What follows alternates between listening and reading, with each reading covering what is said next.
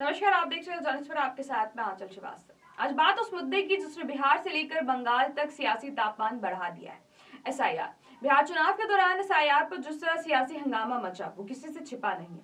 विपक्ष ने इसे लोकतंत्र पर हमला बताया है तो सरकार ने इसे चुनावी पारदर्शिता के लिए जरूरी बताया है। लेकिन अब चुनाव के नतीजे आते ही बिहार में एसआईआर का मुद्दा धुंध की तरह गायब हो गया है। वहीं विवाद पश्चिम बंगाल की राजनीति में तूफान खड़ा कर रहा है। चुनाव आयोग ने बताया कि बिहार में एसआईआर सफल रहा और इसी के बाद आयोग ने देश के 11 राज्यों में से शुरू करने का फैसला किया है। इसमें पश्चिम बंगाल भी शामिल है जहां अगले साल विधानसभा चुनाव होना है। यानी चुनाव से ठीक पहले एसआईआर का ये फैसला अब बंगाल में नया राजनीतिक मुद्दा बन गया है। और अब आते हैं कांग्रेस नेता राहुल गांधी की प्रतिक्रिया पर, जिसने इस विवाद को और ज्यादा हवा दे दी है।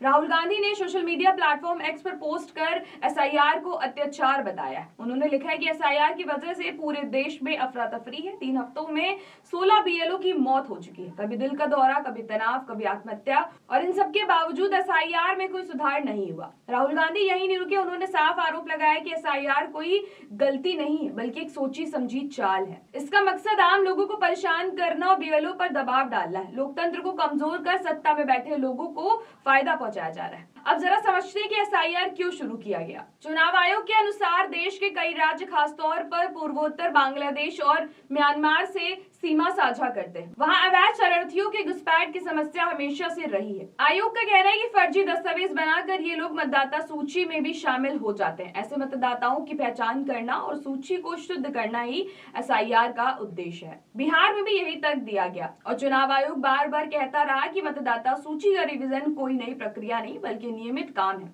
लेकिन अब पश्चिम बंगाल में एसआईआर पर सबसे ज्यादा विरोध है और ये विरोध कर रही है ममता बनर्जी की पार्टी तृणमूल कांग्रेस। टीएमसी के राष्ट्रीय महासचिव अभिषेक बनर्जी ने एसआईआर पर चर्चा के लिए एक अहम बैठक बुलाई है।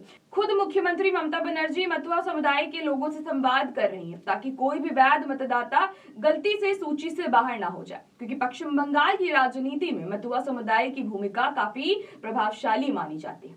यानी कुल मिलाकर एसआईआर बिहार से शुरू हुआ था, लेकिन इसका राजनीतिक झूला अब बंगाल में पूरी रफ्तार से झूल रहा है। जहां चुनाव नजदीक हो वहां मतदाता सूची से जुड़ी कोई भी कार्रवाई सीधे सीधे राजनीति को प्रभावित करती, और इस बार भी वही हो रहा है। आने वाले दिनों में एसआईआर बंगाल के चुनावी माहौल को कैसे बदलेगा, विपक्ष कितना आक्रामक होगा और चुनाव आयोग क्या कदम उठाएगा, ये देखना दिलचस्प होगा। तो ऐसी देश और दुनिया की बड़ी खबरों पर नजर रखने के लिए आप जुड़े रहिए जर्नलिस्ट एक्सप्रेस के साथ। नमस्कार।